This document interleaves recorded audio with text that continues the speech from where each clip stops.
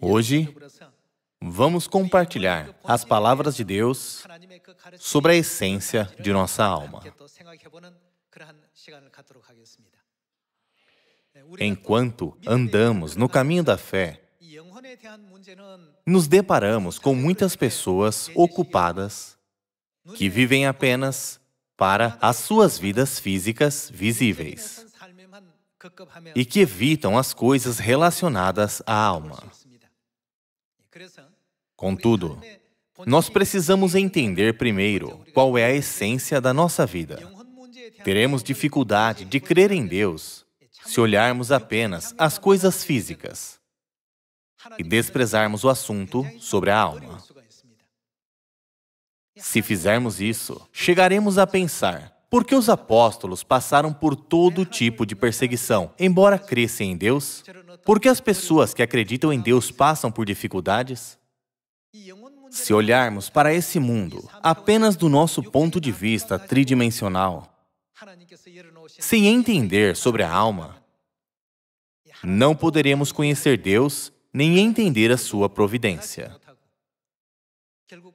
Infelizmente, quando um problema aparecer, de repente, nós iremos abandonar a nossa fé e deixar a Deus, assim como Judas Iscariotes fez, e não teremos escolha, a não ser cair em uma vida secular. Esse tipo de situação miserável nunca deve acontecer conosco.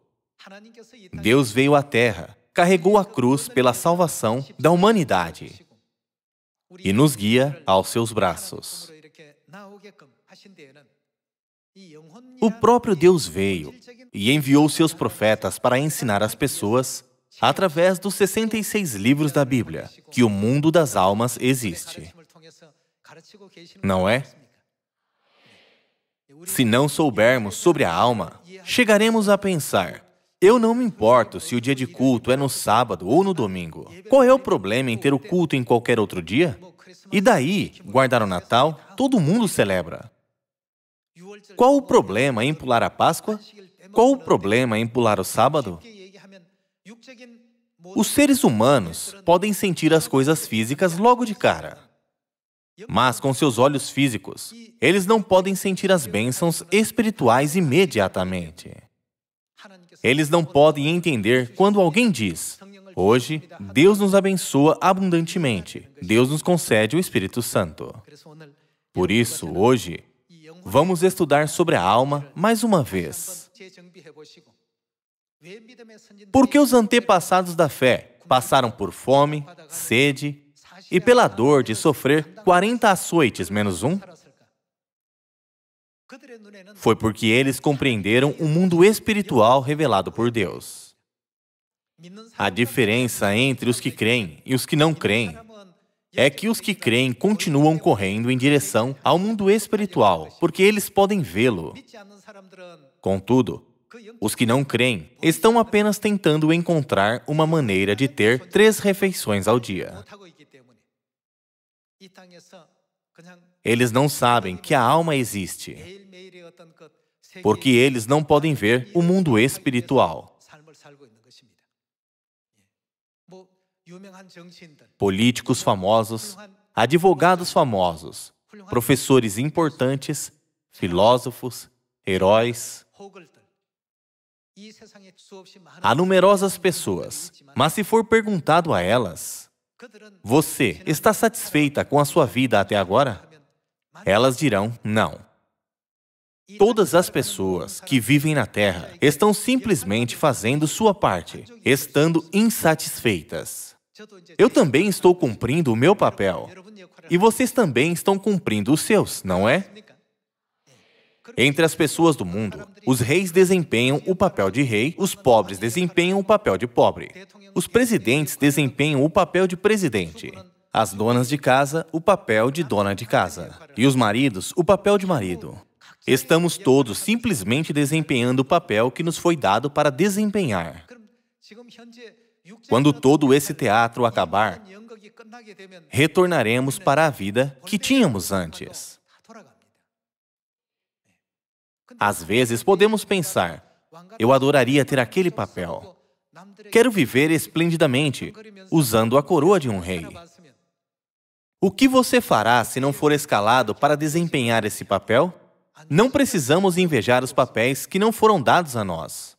Precisamos apenas cumprir os nossos próprios papéis fielmente. Nós todos estamos apenas cumprindo nossos papéis e vivendo nessa terra. Quando nossa vida terrena acabar, retornaremos para o lugar de origem, de onde viemos. Retornaremos para o mundo original e para a nossa posição original. Irmãos e irmãs, não vamos nos focar somente em nossa vida terrena, e sim olhar para o mundo eterno.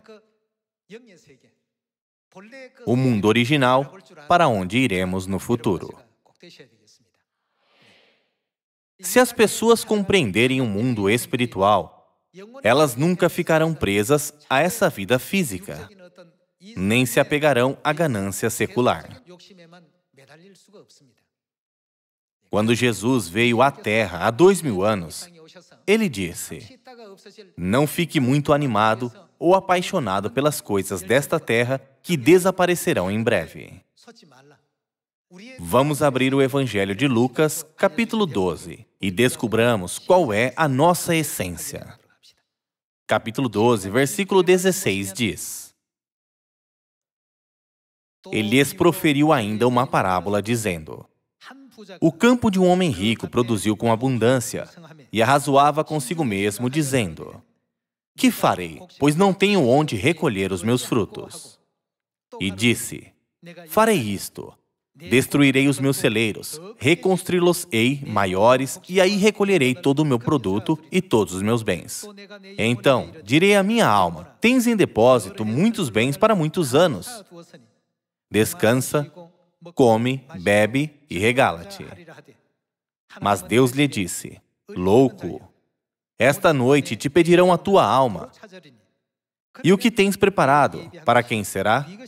Assim é o que entesoura para si mesmo e não é rico para com Deus. Por que Jesus disse que esse homem rico é um louco? O homem rico não compreendeu que a essência da sua vida era a sua alma. Ele apenas estava interessado nas coisas terrenas. Por isso, Jesus disse: louco. Ele não estava fazendo nada além de interpretar um papel. Ele pensou que tudo era seu. Se isso fosse verdade, ele poderia levar suas coisas com ele depois de morrer, certo? Há um ditado: nu viemos e nu voltaremos. Alexandre o Grande não pediu que suas mãos fossem deixadas penduradas para fora de seu caixão quando ele morresse? Por que ele pediu que suas mãos fossem deixadas penduradas para fora de seu caixão? Parecia que ele havia conquistado o mundo inteiro e devorado a terra inteira para si. Mas somente suas mãos vazias sobraram no final. Não havia nada que ele pudesse levar. Ele deixou suas mãos para fora do caixão para ensinar às pessoas que não há nada que possa ser levado quando morremos. Louco, esta noite te pedirão a tua alma. E o que tens preparado, para quem será? Vocês podem ver isso aqui também? O homem rico pensou consigo: o que eu devo fazer? Eu não tenho lugar para colocar os meus bens. Eu derrubarei meus celeiros, construí-los-ei maiores e guardarei todos os meus produtos e meus bens. Já que eu tenho muitas coisas boas para muitos anos, eu vou descansar, comer, beber e me regalar. O homem rico não pensou nem um pouco sobre a sua alma. Esse foi o primeiro motivo de Jesus ter dito que ele era um louco. O segundo motivo de ele ter dito que o rico era um louco foi porque o homem rico não compreendeu que a sua vida seria tomada dele algum dia. A terceira razão foi por ele ter gastado a sua vida preparando o que ele iria desfrutar somente na terra. Em vez de se preparar para o mundo espiritual, para o qual ele deveria ter se preparado. Por isso, Jesus disse na parábola: Esta noite te pedirão a tua alma. Aqui, a palavra pedirão tem o sentido de retorno, certo? Por isso, o título do sermão é Um Retorno Repentino. E se o diretor disser, sua atuação é tão ruim que hoje é seu último dia, de agora em diante, outra pessoa assumirá seu papel. Por isso, você está dispensado depois de hoje. Mesmo que o ator tenha colocado toda a sua energia naquele papel, ele teve que parar. Por isso, Jesus nos pediu para sermos pessoas sábias, que preparam todas as coisas com antecedência para que não sejamos envergonhados quando tivermos de retornar repentinamente. Todos nós retornaremos. A única diferença é como retornaremos. Alguns voltarão por guerra, outros por doença e alguns por acidentes. Todas as pessoas que nasceram nesse mundo, com certeza, enfrentarão um momento em que Deus os chamará de volta. Nesse momento, algumas pessoas serão surpreendidas e outras se alegrarão. Alguns ficarão encantados com o pensamento, finalmente, eu vou para o mundo glorioso onde Deus está. Há uma música popular com essa letra, eu ainda estou com 30 anos. Então, quando o ceifador chegar, diga a ele que não posso ir, porque tenho muito orgulho. E também, diga a ele que não é minha hora de partir. Na verdade, não estamos em uma posição que nos permite dizer isso. Se tivermos que retornar de repente, mesmo enquanto dormimos à noite, nós temos que voltar. Claro, muitas coisas acontecem em nossa vida, mas o motivo das pessoas serem tolas é porque elas não estão preparando as suas almas. Contudo, todos os nossos membros de Sião, que estão guardando o sábado ao redor do mundo, são realmente abençoados. Vocês não estão preparando tudo agora? Embora o mundo não esteja se preparando, todos os dias estamos preparando o que há de mais essencial em nossa vida. O apóstolo Paulo registrou as palavras de Jesus na Epístola aos Hebreus, capítulo 9, como segue. Vejamos a Epístola aos Hebreus, capítulo 9, versículo 27. E, assim como aos homens está ordenado morrer em uma só vez, se você interpretar as palavras morrer uma só vez, levando em consideração o título de hoje, seria como retornar. E, assim como aos homens está ordenado morrer em uma só vez, vindo depois disto o juízo, assim também Cristo, tendo-se oferecido uma vez para sempre, para tirar os pecados de muitos, aparecerá segunda vez, sem pecado, aos que o aguardam para a salvação. O homem está destinado a retornar e, depois disso, enfrentar o julgamento. Esse é o julgamento para ir ao inferno ou para ir ao céu? Isso é tudo o que importa. Mesmo neste momento, vocês e eu vivemos nossas vidas usando o nosso tempo, entusiasmo e esforço para preparar o nosso futuro, o reino dos céus. Quanto ao mundo espiritual, o que Deus está preparando para nós? Ele está preparando uma habitação para nós, a eterna herança e a posição do sacerdócio real. Deus está esperando por nós agora. Volte rapidamente, assim que a peça na terra terminar. Agora eu estou guardando uma coroa no céu para você, que nunca desaparecerá. Devemos nos lembrar disso. Mas alguns de vocês podem pensar, eu estou um ano mais velho este ano, eu estou me tornando inútil? Eu não sei por que vocês pensam isso. Essa é a maneira que as pessoas seculares pensam. Somos os filhos de Sião. Quão alegres ficamos quando pensamos no céu que Deus preparou? Quanto mais velhos somos, mais perto está o reino dos céus. Vocês não acham? Nos encontraremos com Deus em breve, isso é emocionante. Se Deus nos chamar em breve, os portões celestiais se abrirão. Quando passarmos pelo portão, milhares e 10 milhares de anjos nos receberão. dizendo: vocês se esforçaram muito para guardar a sua fé. O apóstolo Paulo sempre fez a obra do Evangelho com muito ânimo, imaginando essa cena. Perseguições externas e provas não influenciavam a fé do apóstolo Paulo. Nós também devemos andar nesse mesmo caminho do Evangelho. Mas os que retornarão da terra sem crer, tremerão de medo, temendo morrer, porque sabem que serão punidos. E quanto a nós, quão alegres estaremos quando Deus nos chamar para retornar? Nós, filhos de Sião, que temos fé, nos alegraremos quando Deus nos chamar. Quão alegre será? Haverá uma diferença quando Deus chamar seus filhos e quando chamar os que não creem. Não é por isso que estamos nos preparando na terra? Deus disse que Ele iria nos conceder o direito de nos tornarmos seus filhos. É essa vida que estamos vivendo. As pessoas que não pensam sobre a alma são tolas. Elas retornarão repentinamente. Quando elas, de repente, enfrentarem esse momento sem nenhuma preparação, elas apenas chorarão e clamarão. Irmãos e irmãs, quão abençoado é viver com fé em Deus. Se não houvesse um mundo espiritual, seria um assunto diferente. Contudo, o mundo espiritual certamente existe. Devemos crer absolutamente que esse mundo realmente existe. Os que creem e os que não creem serão chamados por Deus para retornar. Mas a maior diferença está em como isso acontecerá. Por favor, tenham isso em mente. Nesse ano, não vamos ser tentados pelo prazer temporário ou pela perversão na terra.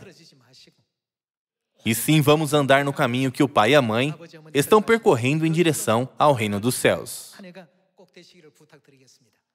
Livro do Apocalipse, capítulo 20, versículo 11. Vi um grande trono branco e aquele que nele se assenta, de cuja presença fugiram a terra e o céu, e não se achou lugar para eles. Versículo 12. Vi também os mortos. Nessa terra, quando as pessoas morrem, nós falamos que elas estão mortas, mas a alma não morre. E quanto às almas, vi também os mortos, os grandes e os pequenos, onde eles estão? Eles estão de pé diante do trono de Deus. Postos em pé diante do trono, então se abriram livros. Ainda outro livro, o livro da vida, foi aberto. E os mortos foram o quê? Foram julgados segundo as suas obras, conforme o que se achava escrito nos livros. E assim como aos homens está ordenado morrerem uma só vez, vindo depois disto, o que eles enfrentarão? O juízo. Aqui, as almas estão de pé para serem julgadas. Os seres celestiais que atuaram em uma peça por um curto período de tempo na Terra, voltaram para suas verdadeiras vidas. Nossa vida real é a vida como seres celestiais. Vamos ler o versículo 12 outra vez. Vi também os mortos, os grandes e os pequenos, postos em pé diante do trono. Então se abriram livros. Ainda outro livro, o livro da vida, foi aberto. E os mortos foram julgados segundo as suas obras, conforme o que se achava escrito nos livros. Deu o mar os mortos que nele estavam. A morte e o além entregaram os mortos que neles havia. Aqui, os mortos são os que retornaram repentinamente e foram julgados um por um segundo as suas obras. A maioria das pessoas vivem tolamente e serão julgadas pelo que fizeram. Versículo 14. Então a morte e o inferno foram lançados para dentro do lago de fogo. Esta é a segunda morte, o lago de fogo. E se alguém não foi achado inscrito no livro da vida, esse foi lançado para dentro do lago de fogo. Não é incrível que seus nomes estejam escritos no livro da vida? Deus não nos deu a lei, chamada batismo, para escrever nossos nomes no livro da vida? Antes que mais uma alma entre no lago de fogo, devemos pregar e fazer as pessoas conhecerem o mundo espiritual, para que seus nomes também possam ser escritos no livro da vida. Caso contrário, o que acontecerá com elas? Está escrito, e se alguém não foi achado inscrito no livro da vida, esse foi lançado para dentro do lago de fogo. Deus não mostrou para João essa revelação para as pessoas conhecerem o que acontecerá no futuro? Deus disse: esta noite te pedirão a tua alma, e o que tens preparado, para quem será? Irmãos e irmãs, nossa vida física na Terra também é necessária. Contudo, errado é aproveitar essa vida física na Terra, enquanto negligenciamos a nossa vida espiritual. O Pai nos deu um ensinamento. Um homem tolo pensa apenas em seu presente, mas um homem sábio pensa em seu futuro. Eu gostaria de pedir a todos vocês mais uma vez que olhem para o seu futuro e se preparem para o mundo espiritual. Está escrito que aqueles que não foram encontrados no livro da vida foram lançados no lago de fogo. Então, de acordo com a Epístola aos Hebreus, capítulo 9, versículo 27, de quem as pessoas mais precisam? Elas precisam de Cristo. Cristo se sacrificou uma vez para tirar os pecados de muitos. E Ele aparecerá pela segunda vez para trazer a salvação para aqueles que estão esperando por Ele. Certo? Para quem Ele aparecerá pela segunda vez? Para aqueles que estão esperando por Ele. Um pintinho sozinho não pode sair de seu ovo para que possa nascer com uma nova vida. O pintinho não pode fazer isso sozinho. Por isso, ele dá um sinal para a mamãe galinha, quando chega o momento de sair do ovo.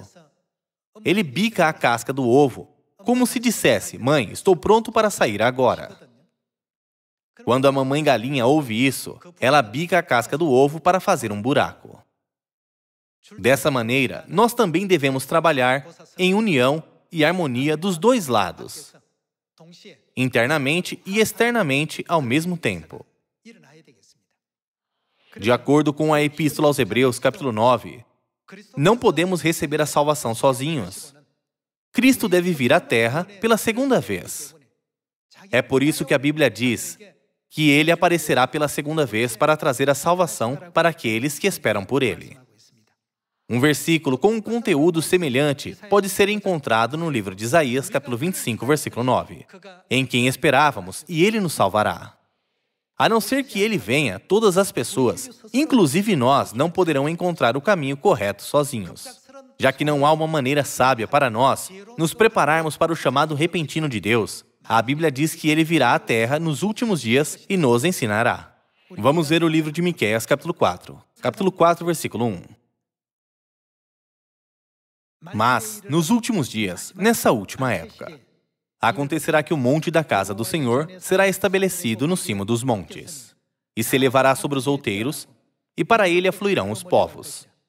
Irão muitas nações e dirão: vinde, e subamos ao monte do Senhor, e à casa do Deus de Jacó. Para que o que ele fará? Para que nos ensine os seus caminhos. Ele mesmo virá a esta terra para nos ensinar. E andemos por onde? Pelas suas veredas. Não tínhamos como lidar com o retorno repentino por conta própria.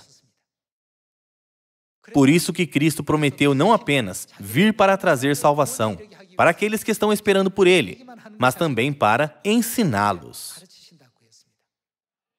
Ele nos ensinará sobre a Mãe Celestial, a Páscoa, o sábado, a salvação e a vida eterna, para que o sacerdócio real possa usar a gloriosa coroa, para que nos ensine os seus caminhos, e andemos pelas suas veredas, porque de onde? De Sião procederá a lei, e a palavra do Senhor de Jerusalém. Antes que aconteça o retorno repentino de toda a vida humana, Ele viria a essa terra para nos ensinar, para que possamos nos preparar para receber o mundo espiritual sabiamente. Irmãos e irmãs, nós, com certeza, temos almas. A maioria dos 7,7 bilhões de pessoas nesse mundo não mostram muito interesse no assunto sobre a alma. Até mesmo as pessoas que vão para a igreja e dizem crer em Deus consideram os assuntos terrenos mais importantes que os assuntos da alma. Deus disse: não acrescentar nem tirar nada é a maneira mais sábia de se preparar para o retorno repentino. Deus não nos diz isso através dos 66 livros da Bíblia? O que Deus diz no final da Bíblia? No livro do Apocalipse, capítulo 22, versículo 18, Deus disse: não acrescente nada às palavras da Bíblia, nem tire nada delas. Quando paramos para pensar mais uma vez em todos esses assuntos abordados hoje, não podemos deixar de dar graças, glória e louvor ao Pai e à Mãe mais uma vez, por nos permitirem encontrar aqueles que vieram e proclamaram a lei de Sião e que nos guiam para a salvação. Vamos ver a segunda epístola a Timóteo, capítulo 4, versículo 2. Prega a palavra. Insta, quer seja oportuno, quer não. Corrige, repreende, exorta com toda a longanimidade e doutrina. Devemos mostrar para as pessoas o que Deus nos ensinou. Devemos ensiná-las. Já que as pessoas não sabem disso, elas erroneamente pensam que esse mundo visível é o mundo real. Qual é o mundo real para nós? É o mundo espiritual. Deus quer que constantemente ensinemos e preguemos isso. Versículo 2 diz: prega a palavra, insta, quer seja oportuno, quer não. Corrige, repreende, exorta com toda a longanimidade e doutrina. Pois haverá tempo em que não suportarão a sã doutrina. Pelo contrário, cercar-se-ão de mestres, segundo as suas próprias cobiças, como que, sentindo coceira nos ouvidos. E se recusarão a dar ouvidos à verdade, entregando-se às fábulas. Tu, porém, sê sóbrio em todas as coisas, suporta as aflições, faze o trabalho de um evangelista, cumpre cabalmente o teu ministério. Quanto a mim, estou sendo já oferecido por libação, e o tempo da minha partida é chegado. Combati o bom combate, completei a carreira, guardei a fé. Já agora o quê? A coroa da justiça me está guardada. Agora Deus está guardando as coroas dos filhos de Sião. O apóstolo Paulo ansiosamente esperava pela coroa da justiça que Deus tinha guardado para ele. Ele pensava: eu mal posso esperar para usar a coroa da justiça. Contudo, Deus o deixou na terra para realizar a sua missão, dizendo: você ainda tem uma missão. Você ainda tem muitos dias até retornar. Embora ele estivesse com frio, fome e tenha sofrido dificuldades e perseguições, ele pôde ter forças ao pensar no eterno mundo espiritual que Deus estava preparando para ele. Ele estava ansioso pela coroa do eterno mundo e pensava em Deus, que estava guardando a sua coroa. Deus disse: eu estou esperando para te coroar quando você voltar. Com essa esperança, Paulo completou a carreira diligentemente. Irmãos e irmãs, crer em Deus não é apenas ir para a igreja no dia de sábado. Embora às vezes estejamos pobres e enfrentamos muitas dificuldades e provas, o fato de termos o reino dos céus nos dá muito conforto, certo? O evangelho que pregamos é o mesmo que distribuir bilhetes de felicidade. Eu oro para que a obra de distribuir felicidade seja a sua obra e a minha obra. Vamos pensar. Deus guarda a minha coroa. Quão incrível será essa coroa? Como eu me sentirei quando o Pai colocá-la em mim? Pensando nisso, vamos completar a nossa carreira da fé até o fim. Vamos nos tornar os filhos de Sião, que recebem o grande amor de Deus. Com isso, eu gostaria de concluir o sermão de hoje. Muito obrigado.